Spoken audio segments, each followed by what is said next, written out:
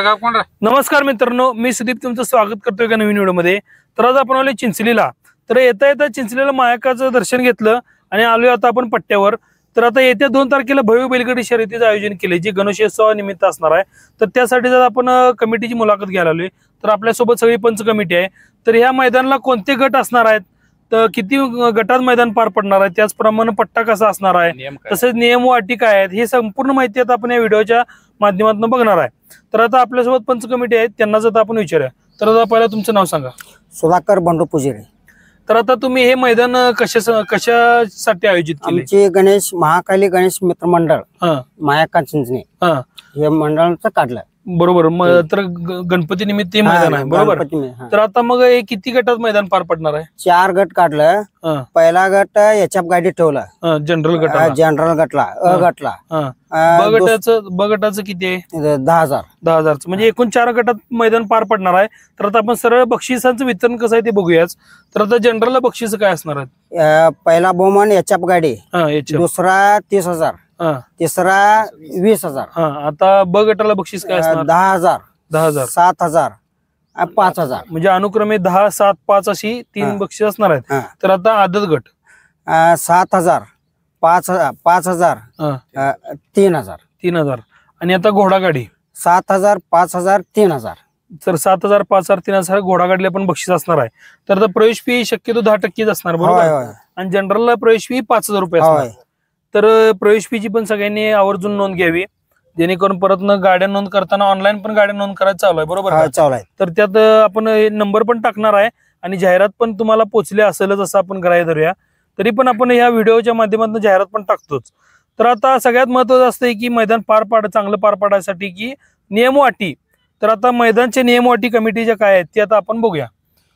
तर आता मैदानचे नियम व अटी सांगा, कारण कसं झालंय, हे मैदान कर्नाटकात आहे, चिंचली कर्नाटकात आहे, त्यामुळं अनेकांचा एक गैरसमज असतोय की इथं बॅटरी होईल।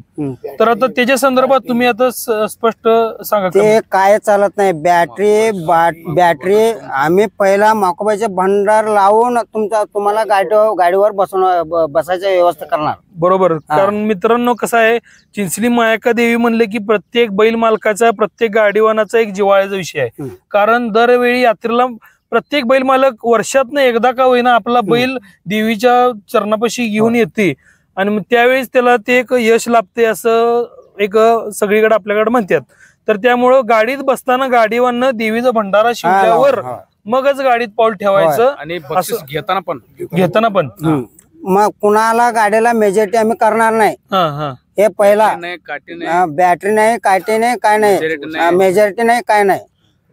तर मित्रांनो, आता कमिटीनं स्पष्ट सांगितलंच की गाडीवानं गाडीत बसताना देवीचा भंडारा शिवून बसायचं, जेणेकरून मी कोणत्याही प्रकारची बॅटरी मेजॉरिटी करणार नाही। आणि गाडीतनं उतरल्यावर जेव्हा बक्षीस स्वीकारले येते नंबर झाल्यावर, तेव्हा मालक आणि गाडीवान या दोघांनी पण येऊन तिथं देवीचा भंडारा शिवायचा, स्पष्ट म्हणायचं की मी ह्यात कुठली बॅटरी कर्नाटक असू दे नाही महाराष्ट्र असू दे, बरोबर, सगळ्यांना हे सगळं एकच आहे। सगळ्यांना नियम एकच, त्यात बरोबर साहजिकच आहे। तर मालकांनी आणि गाडीवाने पण बक्षीस घेताना भंडाऱ्याची शपथ घ्यायची आणि मगच बक्षीस घ्यायचं। तर हे झालं आता आपले नियम अटी। तर आता आपण पट्टा पण आता पुढे या व्हिडिओच्या माध्यमातून बघणारच आहे, जेणेकरून तुम्हाला गाड्या नोंद करताना काय अडचणी येऊ नयेत, किंवा एवढ्या लांब येऊन 60-70 किलोमीटर 80 किलोमीटरवरनं येऊन इथं बघायसाठी काही गरज नाही।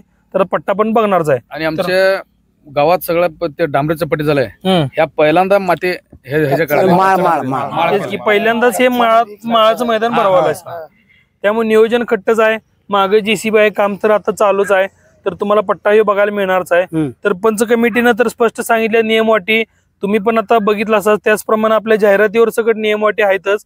कोणत्याही प्रकारची मेजॉरिटी बॅटरी काय होणार नाही, काठी ढकलीचं कुठलाही प्रकार यामध्ये होणार नाही। जे कोणी अफवा त्यांना उठवायला आल्यात तर त्यांना पण विनंती आहे की मैदानी रास्तच होणार आहे, त्यामुळे काय गाडी नोंद करायला काय हरकत नाही। मोटरसायकल ही इथं कुठं नसणार। आणि मुळात म्हणजे ड्रोन, बरोबर का, ड्रोनचं बक्षीस बघूनच इथं नंबर जाहीर केला जाणार आहे। थोडा वेळ लागला तर लागू दे, पण बक्षीस त्या दिवशीच आहे का पुढल्या?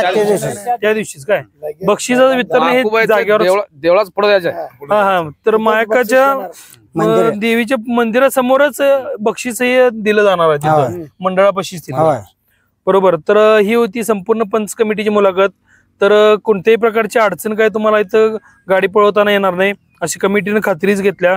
तर मित्रांनो, ही होती पंच कमिटीची मुलाखत. यायला विसरू नका. येत्या 2 तारखेला बरोबर दुपारी 2 ते 3च्या दरम्यान हे मैदान सुटायला चालू होणार आहे आणि 3 गटात हे मैदान पार पडणार आहे. जनरलचं शक्यतो एकच गट होईल, पण आदत गट आणि ह्याचं आपलं ब गटाचं 2 गट व्हायची शक्यता आहे. तर त्या हिशोबानंच बैल मालकांनी पण वेळेत या आणि सहकार्य करा. धन्यवाद. नमस्कार.